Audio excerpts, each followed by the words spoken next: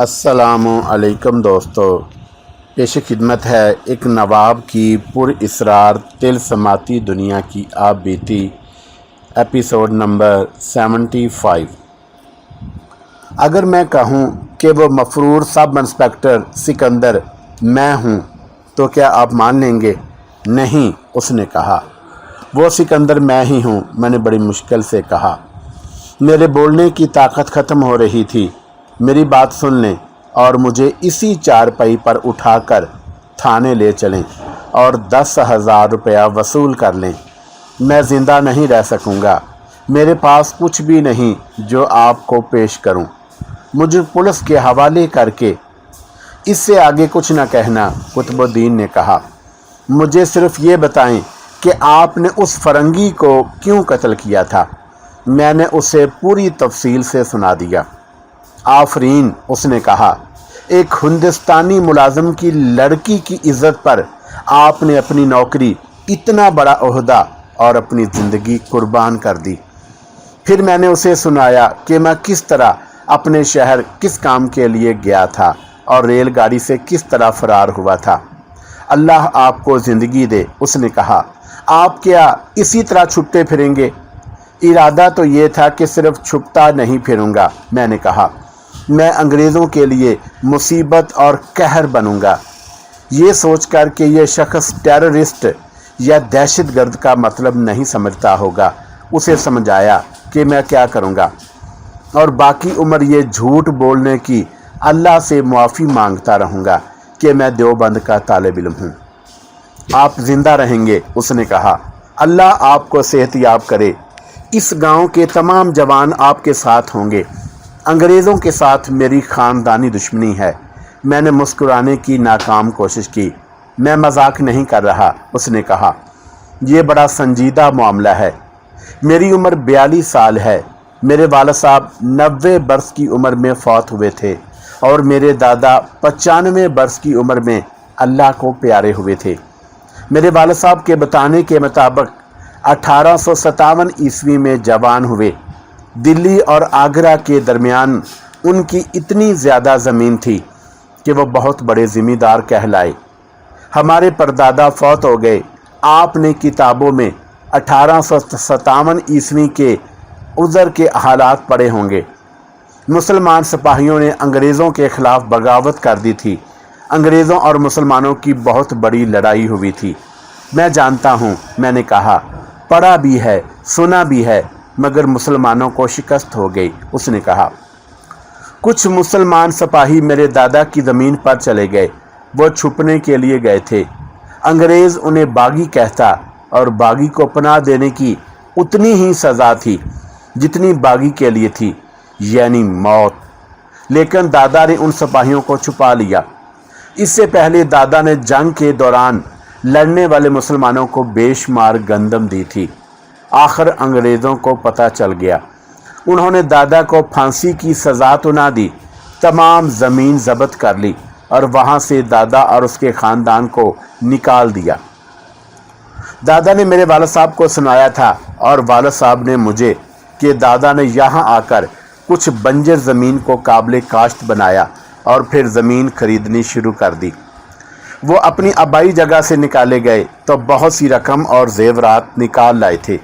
उससे वो ज़मीन खरीदते रहे और दुनिया से उठ गए। ये गांव हमारी बरादरी ने आबाद किया था। अंग्रेज़ ने हुक्म दिया कि किसी मुसलमान को सरकारी नौकरी ना दी जाए। हमारे ख़ानदान के लिए तो ये हुक्म और ज़्यादा सख्त था। अभी तक हमारे गांव के किसी भी जवान को फ़ौज और पुलिस की नौकरी नहीं मिल सकती। हम अंग्रेज़ के ग़ुलाम हैं, लेकिन उसके मोहताज नहीं। मेरे वालिद साहब हमेशा हमें बताते रहे कि अंग्रेज़ हमारा दुश्मन है। दुश्मनी भी ऐसी कि इस सदी तक अंग्रेज़ हमारे गांव की आबादी को और हमारे ख़ानदान के बच्चे बच्चे को मुश्तबा समझता रहा। उसने कुछ वाक़यात सुनाए और कहा, मैं आप जैसे मुजाहिद को अंग्रेज़ की पुलिस की हवाले नहीं करूँगा। मैं अंग्रेज़ अफसर को कत्ल करने वाले पुलिस के हवाले करके 10,000 रुपये का लालच नहीं करूँगा। उसने कुछ और भी कहा होगा, लेकिन मैं तो गशी में चला गया था। मैं इस गशी से बेदार हुआ तो कमरे में दिन की रोशनी थी और कुतुबुद्दीन मेरे पास बैठा था। मैं हिंदू सियाने से दवाई ले आया था। उसने कहा। मैं उसे पैसे देकर साथ ला सकता था, लेकिन इस डर से ना लाया कि वो आपको पहचान ना ले। उसे तुम्हारी हालत बताई तो उसने कहा कि यह नमूनिया है। मैं एक दवाई घोलकर आपके मुंह में कतरा कतरा डालता रहा हूँ। शाम तक मुझे 3 किस्म की दवाइयाँ दी गईं और सूरज गरूब होने के बाद मैंने महसूस किया कि बुखार में कमी आ गई है। अगले दिन मज़ीद आफाका महसूस हुआ और उससे अगले दिन इतना पसीना आया जैसे मैं बरसाती नाले से निकल कर आया हूँ। तीसरे चौथे रोज़ सीने का दर्द ख़त्म हो गया और बुखार भी ना रहा। मैं अब आसानी से उठकर बैठ सकता था। आयशा मेरी तीमारदारी से पहले से ज़्यादा वालहाना अंदाज से करने लगी। तुम ठीक हो जाओगे तो चले जाओगे? उसने ऐसे अंदाज से पूछा जैसे कहना चाहती हो कि ठीक हो कर चले ना जाना, आखिर जाना है। मैंने कहा। उसे मालूम नहीं था कि मैं मफरूर हूँ। तुम तो कहते हो कि तुम्हारा कोई घर नहीं, उसने कहा, और तुम्हारा अपना भी कोई नहीं, यहीं रह जाओ। ये शायद हमारी बीमारी का असर था कि मैं सोचने लगा कब तक भागा भागा फिरूंगा। कोई ऐसी सूरत बन जाए कि मैं यहीं रह जाऊं और इसी गांव में काम काज करते बाकी ज़िंदगी गुजार दूं। मैंने देखा कि आयशा ने मेरा एक हाथ अपने दोनों हाथों में ले रखा था और उसे सहला रही थी। यहीं रह जाओ, उसने अल्तजा के लहजे में कहा। हम दोनों वो चुप हो गई। रह जाऊंगा, मैंने ऐसे लहजे में कहा जैसे मैं थक हार गया हूँ।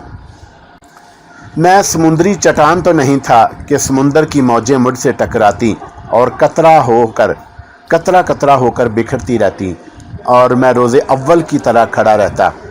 चट्टानें भी घिसती और कटती रहती हैं। मैं तो गोश्त पोश्त का इंसान था और कैसे कैसे खौफनाक तूफ़ानों से गुज़रकर कुतुबुद्दीन के घर तक पहुंचा था और फिर ऐसी बीमारी ने आन दबोचा कि मैं मौत की दहलीज तक जा पहुंचा। मैंने आयशा से जब ये कहा था कि मैं यहीं रह जाऊंगा, उस वक़्त मेरी हालत ऐसे ज़ख्मी सिपाही की सी थी जो महाज पर गिर पड़ता है और दुश्मन के बढ़ते हुए टैंकों को अपनी तरफ आते देखता है मगर अपने आप को कुचल जाने से बचा नहीं सकता। मेरा ये कहना कि यहीं रह जाऊंगा एक आह थी जो मेरे सीने से उठी और मेरे होंठों से फिसल गई थी। आयशा के होंठों पर तो मुस्कुराहट आ गई थी, लेकिन मेरी मुस्कुराहटें बुखार में जलकर राख हो गई थीं। मैंने तो ये सोचा ही नहीं था कि आयशा की नीयत क्या है। क्या वो मेरे साथ शादी करना चाहती थी या दोस्ती? उसकी नीयत कुछ भी थी, मेरी नीयत में कोई फतूर ना था। मुझको ये एहसास भी था कि कुतुबुद्दीन को मुझ पर इतना ज़्यादा भरोसा है कि अपनी जवान और खूबसूरत भांजी को मेरे पास अकेले बैठने से नहीं रोकता। मैं उस भरोसे को ठेक नहीं पहुंचा सकता था और हकीकत तो ये है कि मैं उस वक़्त अपने आप में ही था ही नहीं। जज्बात नीम मुर्दा, जहन नीम खुफ्ता और मेरा चट्टान जैसा जिस्म रेत का टेला बन गया था। वो लम्हे आज भी याद हैं। मेरा हाथ आयशा के हाथ में था और मेरी आंख लग गई थी।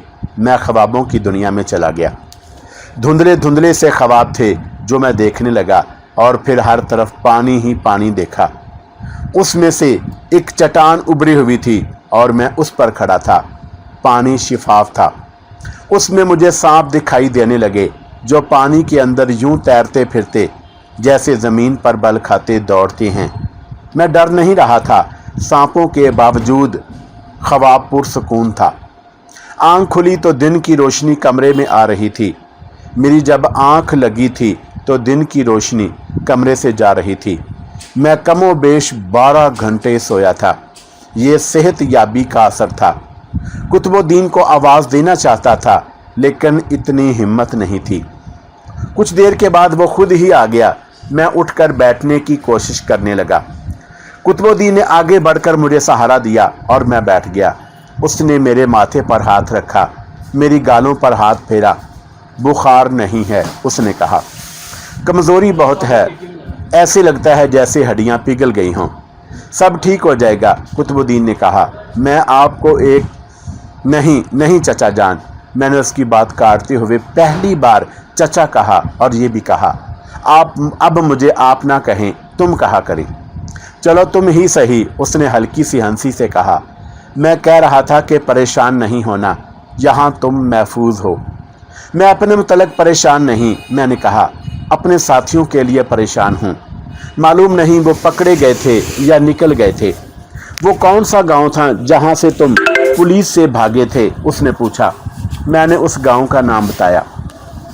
मुझे ख्याल आया कि मैंने जब उसे अपनी असलियत बताई थी उस वक़्त मुझ पर नज़ा की सी कैफियत तारी थी। मैंने उसे रेलगाड़ी से फरार का वाक़या सुनाया था। मुझसे बोला नहीं जाता था, इसलिए ये वाक़या बहुत मुख्तसर सुनाया। तुम्हें मालूम नहीं तुम उस गांव से कितनी दूर आ गए हो, उसने कहा। 15 मील। मैं जल्द ही पता करा लूँगा कि तुम्हारे साथियों का क्या बना। पुलिस यहाँ तक आएगी ज़रूर, मैंने कहा। मुझे अपना कोई गम नहीं, ख़तरा ये है कि आप मुझे पनाह देने के जुर्म में पकड़े जाएंगे। अल्लाह मालिक है, उसने कहा। अभी अपने आप पर कोई गम सवार ना करो, जिस्म में जान वापस आने दो। एक एहतियात करना, यहाँ मेरी बीवी और भांजी है, उन्हें यही बताते रहना कि तुम देवबंद के तालिबे इल्म हो। तुम जानते हो कि औरत कोई बात दिल में नहीं रखती। मैं तस्लीम नहीं कर सकता था कि मैं उस गांव में महफूज हूँ। ये छोटा सा गांव था और ये ज़मीन के ऊपर था, नीचे नहीं। अंग्रेज़ों की, पुलिस की और उनके मुखबरों की नज़रों से कोई गांव, किसी गांव का कोई घर छुपा हुआ नहीं था। अगर मैं वहीं रहने का फ़ैसला कर लेता तो मुझे ये सूरत भी कबूल करनी थी कि मैं चूहों की तरह सारा दिन ज़मीन के नीचे छुपा रहता और रातों को बाहर निकलता। मैंने जब गौर किया तो सोच से सोच निकलती आई और मेरा सर दुखने लगा। मैं अभी इतने ज़्यादा सोचने के काबिल नहीं हुआ था, लेकिन मुझे उस वक़्त सोचना था और अपने मुतल्लिक़ कोई फ़ैसला करना था, और यह फ़ैसला बहुत जल्दी करना था। पुलिस मेरे पीछे आई थी। पुलिस मुझे पकड़ तो नहीं सकी थी, लेकिन उन लोगों को ये तो अंदाज़ा हुआ होगा कि मैं किस तरफ गया हूँ। हो सकता है किसी को पता ही ना चला हो कि मैं किस तरफ गया हूँ, लेकिन मेरे लिए चौकन्ना रहना बहुत ज़रूरी था। एक मुश्किल ये पैदा हो गई थी कि मैं दिमाग पर ज़ोर देकर सोचता तो मेरा सर फटने लगता, फिर अपने आप ही मेरी आंखें बंद हो जाती थीं और मैं गहरी नींद सो जाता। इसी तरह सोचते, सोते, जागते और परेशान होते 5-6 दिन गुजर गए। इन 5-6 दिनों में मेरे जिस्म में ताकत वापस आती रही। मुझे बड़ी अच्छी ग़िज़ा खिलाई जा रही थी और मेरी रूह को जो मकवी ग़िज़ा मिल रही थी वो कुतुबुद्दीन और आयशा का खलूस और प्यार था। कुतुबुद्दीन की बीवी भी मेरे पास आती, बैठती और प्यार से बातें करती। वो मुझसे 2 या 3 मरतबा पूछ चुकी थी कि मैं कहाँ का रहने वाला हूँ और मैं क्या करता हूँ और मैं शादीशुदा हूँ या नहीं। बेटा, एक रोज़ कुतुबुद्दीन की बीवी ने फिर मुझसे पूछा, तुम्हारा कोई तो ठिकाना होगा, यहाँ से कहीं तो जाओगे। खाला जान, मैंने जवाब दिया, मेरी रूह भटक रही है, यहाँ से निकलूँगा तो ना जाने किधर निकल जाऊँगा। तुम शादी क्यों नहीं कर लेते, उसने पूछा। मुझे याद आया कि उस औरत ने पहले भी 2 मरतबा मुझसे पूछा था कि मैं शादी क्यों नहीं करता। मैं बहुत कमज़ोरी महसूस कर रहा था। ये एक आम सा सवाल था जिसे मैंने सुना और टाल दिया, लेकिन उस रोज़ मैंने महसूस किया कि ये औरत बड़ी संजीदगी से जानना चाहती है कि मैं शादी क्यों नहीं करता। मैंने उसे फिर भी टालने की कोशिश की। शादी तो कर लो, उसने कहा। खाला जान, मैंने हंसते हुए कहा, आपको मेरी शादी की इतनी फ़िक्र क्यों है? कहीं ठिकाना बन गया तो शादी भी कर लूँगा। सच्ची पूछते हो बेटा, उसने कहा। मुझे तुम्हारी इतनी फ़िक्र नहीं जितनी आयशा की है। ये हमारे पास अपने माँ बाप की अमानत है। मैं कहती हूँ कि ये कहीं अपने घर में आबाद हो जाए। क्या इसके लिए कोई रिश्ता नहीं मिल रहा? रिश्ते तो बहुत हैं बेटा, उसने कहा, लेकिन ये किसी को कबूल नहीं करती। पहले खामद ने इसके साथ जो सलूक किया है उससे ये इतनी दिल बर्दाश्ता हुई है कि दूसरी शादी का नाम लो तो साफ जवाब देती है और कहती है कि जैसा एक देखा वैसे ही दूसरे होंगे। सिर्फ तुम हो जिसे ये अच्छा समझती है और दिलो जान से तुम्हारी खिदमत करती है। मैं तो कहती हूँ कि तुम ही इसे संभाल लो। मैं यहाँ मेहमान हूँ खाला जान, मैंने कहा। मैं ऐसी बात सोच भी नहीं सकता। क्या आयशा ने कोई ऐसी बात की है? नहीं, उसने जवाब दिया। ये मेरा अपना ख्याल है और ये मेरी ख्वाहिश भी है। मेहमान के साथ ऐसी बातें करनी तो नहीं चाहिए, लेकिन मैं आयशा को देखती हूँ तो उसकी जवानी मुझे परेशान करने लगती है। एक और बात मैं बताती हूँ। गांव में एक जवान आदमी है, बड़ा खूबसूरत जवान है। वो आयशा को चाहता है, हमारे घर आता रहता है। आयशा उसके साथ बड़ी अच्छी तरह बोलती चलती है, लेकिन जब ऐसी बात होती है तो आयशा उसके साथ शादी कर ले तो वो बिगड़ जाती है। ये एक जंजीर थी जो मेरे गिर्द लपेटी जा रही थी और मैं उस जंजीर से आज़ाद होने की कोशिश कर रहा था। मेरे सामने ज़िंदगी और मौत का मसला था। शादी तो मेरे लिए कोई मसला ही ना था। कुतुबुद्दीन की बीवी को ये तो मालूम ही नहीं था कि मेरी असलियत क्या है। वो मुझे देवबंद का तालिबे इल्म समझ रही थी।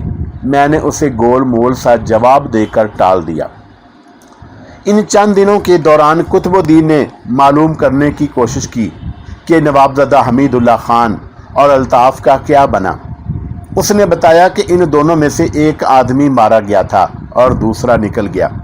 उस खबर से मेरा दिल बैठ गया। ये मालूम करना बहुत मुश्किल था कि जो मारा गया था वो हमीदुल्लाह था या अल्ताफ़। ये सुनी सुनाई बात थी, कुतुबुद्दीन ने कहा। अलबत्ता ये बात पक्की है कि गिरफ्तार कोई भी नहीं हो सका था। एक और हफ्ता गुजरा तो मैं तकरीबन नॉर्मल हालत में आ गया। दिन के वक्त मैं कमरे में ही बंद रहता, रात को कुतुबुद्दीन के साथ बाहर खेतों की तरफ चला जाता। अब बताओ, एक रोज़ कुतुबुद्दीन ने मुझसे पूछा, तुम क्या करना चाहते हो? हम शहरों से दूर रहने वाले पसमानदा लोग हैं, घरों में बैठकर जोशीली बातें कर लिया करते हैं। मैंने उसे बताया कि दहशतगर्द क्या क्या करते हैं। मैंने ऐसे दहशतगर्दों के कई किस्से सुने हैं। उसने कहा, बंगालियों के मुतल्लक सुना है कि बम बनाते हैं और अंग्रेज़ अफसरों को मारने के लिए रेलगाड़ियों के नीचे रखते हैं। उन्होंने वायसराय को भी हलाक करने की कोशिश की थी। मेरे ख़ानदान ने भी अंग्रेज़ों से हिसाब चुकाना है। तुमने कोई ऐसा गिरोह बनाया तो उस गांव के कम से कम 20 जवान आदमी तुम्हारे साथ होंगे और वो पीठ नहीं दिखाएंगे। इशारा करोगे तो जलती आग में कूद जाएंगे। मैं भी तुम्हारे साथ हूँगा। उधर सरहद में कबायली पठान अंग्रेज़ों के खिलाफ लड़ रहे हैं, इधर हम लड़ेंगे। नहीं चचा जान, मैंने कहा, हम पठानों की तरह नहीं लड़ सकते। उनका अपना मुल्क है जो तमाम का तमाम पहाड़ी है। वहाँ अंग्रेज़ों की हुकूमत नहीं। अंग्रेज़ वहाँ अपनी फ़ौजें लेकर जाते हैं। कबायली पठान पहाड़ियों में छुप छुप कर उन पर फायरिंग करते और गायब हो जाते हैं। यहाँ हम उस तरह की लड़ाई नहीं लड़ सकते। यहाँ अंग्रेज़ों की हुकूमत है और कदम कदम पर अंग्रेज़ों के मुखबर मौजूद हैं। कुतुबुद्दीन इस्लामी जज्बे की बातें कर रहा था। मैंने देख लिया था कि उसके पास जज्बात हैं और कुछ करने का इरादा, लेकिन उसे ये मालूम नहीं था कि वो जो कुछ करना चाहता है वो किस तरह किया जाता है। हकीकत ये है कि मैं खुद अभी वाज़े तौर पर कोई बात नहीं कर सकता था। अभी तो अपना गिरोह बनाना था, उसे मुनज़्ज़म करना था। मेरे सामने सबसे पहला काम तो ये था कि अपने साथियों तक पहुंचूं, लेकिन ये मालूम करना ज़रूरी था कि हमीदुल्लाह खान अपने ठिकाने पर पहुंच गया है या नहीं, और कहीं ऐसा तो नहीं कि उस ठिकाने पर ही पुलिस का छापा पड़ गया हो और वहाँ मेरे लिए जाल बिछा हुआ हो। जो मैं बात कर रहा हूँ, मैंने कुतुबुद्दीन से कहा, ये अभी सिर्फ बात है। मैं अपने दोस्तों तक पहुँचूँगा तो बात आगे चल सकेगी, लेकिन मुझे ये कौन बताएगा कि मेरे साथी वहाँ मौजूद हैं? मैं बताऊँगा, कुतुबुद्दीन ने कहा। बोलो, ये काम किस तरह करना है? मैंने उसे उस छोटे से गांव का नाम बताया और फिर ये बताया कि वो कौन से रेलवे स्टेशन तक पहुँचे और वहाँ से लारी पर कहाँ तक जाए और किस सिमत पैदल कहाँ तक पहुँचे। लेकिन वहाँ जाकर किसी और से ये नहीं कहना कि आप नवाबज़दा हमीदुल्लाह खान से मिलने आए हैं। मैंने कहा, अजनबी बनकर जाना जैसे आप मुसाफिर हैं और ज़रा दम लेने और पानी पीने के लिए रुक गए हैं। मैंने उसे उस मकान की निशानियां बताईं जिसमें हम रहते थे और उसे कहा कि वो अंदर चला जाए। उसे हमीदुल्लाह खान का, ख्वाजा साहब का और शहनाज का हुलिया समझा दिया। मुझे ऐसा नहीं करना चाहिए था, लेकिन इसके सिवा और कोई ज़रिया भी ना था। मुझे कुतुबुद्दीन पर एतमाद था, लेकिन वो अनाड़ी और जज्बाती था। मुझे ये भी डर था कि हमीदुल्लाह और ख्वाजा साहब अगर उसे मिल गए तो उस पर एतबार नहीं करेंगे। मैं उसे रुका लिख कर दे देता, लेकिन पकड़े जाने का ख़तरा था। मेरे पास अपनी कोई भी निशानी नहीं थी जो मैं उसे दे देता। उसी रोज़ उसे रवाना कर दिया। आप कल शाम तक वहाँ पहुँच जाएंगे, मैंने उसे कहा। वहाँ से किसी आदमी को साथ लेकर अगली सुबह वहाँ से सफ़र इख्तियार करेंगे। आप चौथे दिन की सुबह यहाँ आ जाएंगे। कुतुबुद्दीन के जाने के बाद आयशा मेरे पास ज़्यादा देर तक बैठने लगी। वो जिस अंदाज से मेरी देखभाल करती, उसमें मुझे माँ के वालहानापन और बहन के प्यार और एसार की बू आती थी। लेकिन वो माँ भी नहीं बनना चाहती थी और वो मेरे मुंह से बहन का लफ्ज़ भी नहीं सुनना चाहती थी। वो मेरी चारपाई पर बैठ जाती, बड़ी बेतकल्फ़ी और बेसाख्तगी से बातें करती, लेकिन हरकतों में मोहताज थी। आयशा, मैंने उसे कहा, घर में एक बुज़ुर्ग औरत है, तुम्हारा यूँ मेरे पास बैठना उसे अच्छा नहीं लगता होगा। उसे अच्छा लगता है, उसने कहा। उसने मुझे साफ कह दिया है कि तुम्हारे पास बैठा करूं। वो तो कहती है कि तुम हमेशा के लिए मेरे पास बैठ जाओ। मैंने कहा, तुमने क्या कहा था? उसने पूछा कि मेरा कोई ठिकाना तो बन जाने दो। मैंने कहा, इसी को ठिकाना समझ लो जहां बैठे हो। आयशा ने तशन्ना सी आवाज़ में कहा। मैंने सर झुका लिया। मैं एक बात तुम्हें बता देती हूँ, उसने कहा। ये ना समझ लेना कि मैं जवान और बेवा औरत हूँ और मुझे एक मर्द की ज़रूरत है। नहीं, मुझे एक साथी की ज़रूरत है, और वो साथी तुम हो। तुम मज़हब में डूबे हुए इंसान हो। कुतुब मामू ने तुम्हारे मुतल्लिक़ कहा था कि इसी उम्र में इस आदमी ने अल्लाह से लौ लगा ली है और इसे अपनी ज़ात के नफ़ा नुकसान का ख्याल ही नहीं। मामू कहते हैं कि ये आदमी वली का रुतबा भी पा सकता है। मामू हैरान होते हैं कि तुम इस बीमारी से बच कैसे गए हो। तुम्हारी दुआओं ने मुझे बचा लिया है। मैंने कहा, दुआएं तो बहुत की हैं, उसने कहा, और आह भर कर खामोश हो गई। कुछ देर बाद बोली, तुमने अपना नाम नहीं बताया। कुतुब मामू ने नहीं बताया। नहीं, नाम अल्लाह का होता है। मैंने कहा, मुझे अल्लाह वाला कह लिया करो। मैंने बहुत दुख झेले हैं, उसने कहा, और उसके आंसू बहने लगे।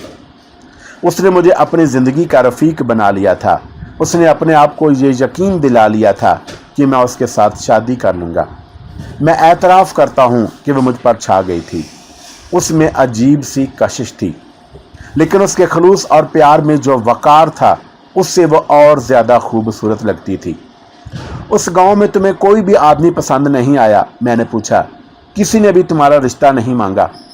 रिश्ता मांगने वाले तो बहुत हैं, उसने कहा। मैं सबको जानती हूँ, मैंने उन्हें करीब से देखा है। उन सब की आंखों में मुझे अपना पहला खामद नज़र आता है। उन्हें एक खूबसूरत बीवी चाहिए। एक है जो अच्छा लगता था, अब नहीं।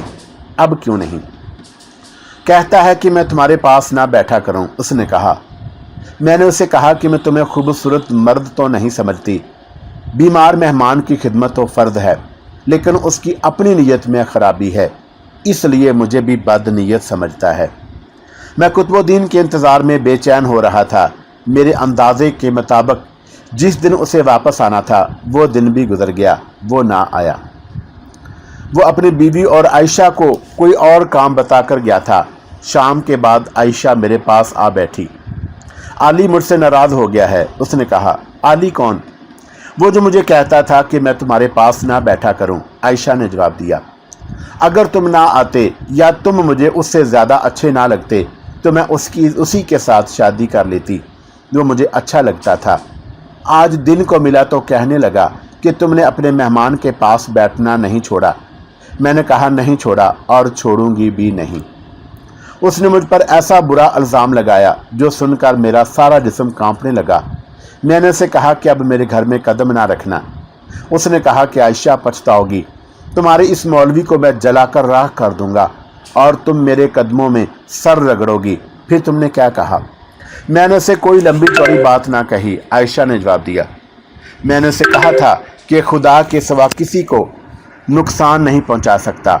मैंने उससे ये भी कहा था कि तुम अंदर से जो कुछ हो वो तुमने ज़ाहिर कर दिया है। लेकिन एक बात है जिसका मुझे डर है। यहाँ से थोड़ी दूर एक गांव है जिसमें एक शाह रहता है। वो उल्टे तावीज़ करता है और काला जादू भी चलाता है।